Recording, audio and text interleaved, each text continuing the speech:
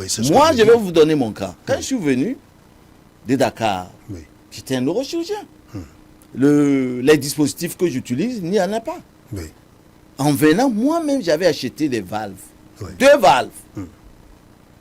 Quand un malade venait, j'utilisais, je lui remettais la valve et je lui dis d'acheter pour amener, pour que je dispose toujours. Parce que j'avais même fait cela, j'avais essayé même de faire quelque chose comme ça quand j'étais à l'hôpital de Tomdel, où j'ai soigné. Et bon, à l'époque, je faisais un peu de neuro, un peu de psychiatrie, où j'avais acheté des médicaments pour amener, même un nébulisateur que j'ai acheté moi-même, pour amener à l'hôpital, Et donc pour pouvoir sauver. Vous cédez, vous demandez aux gens d'acheter, de venir Et de ramener pour qu'on remplace, mais je ne leur vendais pas. Et donc, j'ai fait la même chose. Imaginez que moi-même, je n'avais pas acheté de valves pour mettre. Il y a des gens qui mouraient. Oui. Je connais un militaire aujourd'hui qui a bénéficié de cela. Et que l'armée n'a même pas payé de cette valve-là jusqu'aujourd'hui. Tu comprends?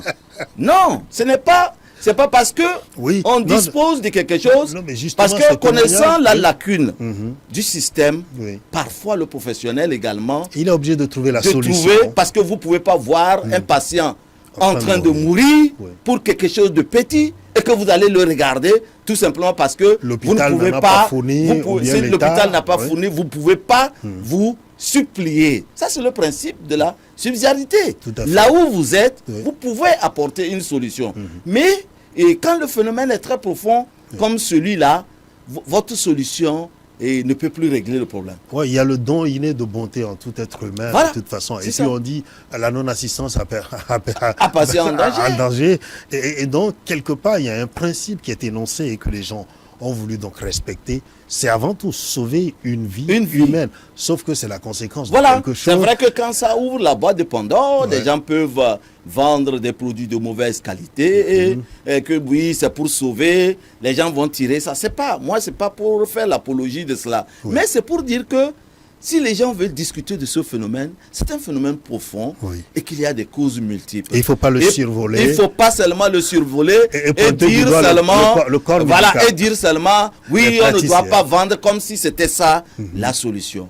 Je vais vous donner le cas d'un administrateur à l'hôpital qui était... Et bon, je ne vais pas nommer l'hôpital, peut-être que vous allez savoir de qui il s'agit. C'est un chef du personnel. Donc il testait, qui dit oui, on vend les médicaments, on vend ceci.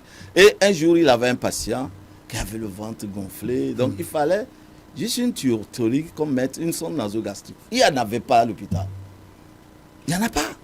Ils sont passés dans les autres pharmacies. Ils n'ont pas trouvé. Et un infirmier vient dire, vous savez... il y a quelqu'un qui a ça, hein. Comme vous êtes, dur et tout ça. Et lui-même, il dit quoi? S'il te plaît, va leur dire de vendre, s'il te plaît, pour qu'on sauve mon patient parce qu'il souffre. Vous voyez? Et lui-même, il m'a dit que le jour où cela a été fait, il a compris que effectivement le phénomène, c'est pas seulement un phénomène de vente, et qu'il y a aussi un problème de conscience que le personnel, qui a, oui, certes, une obligation de moyens, pas une obligation de résultat, de regarder un patient qui souffre, à qui il y a une solution simple, que l'hôpital n'a pas mis en œuvre et qu'on le laisse mourir ou qu'on le laisse dans cet état. Donc, il faut interroger toute cette problématique qui se passe à l'hôpital par rapport à la disponibilité des médicaments afin de trouver des solutions.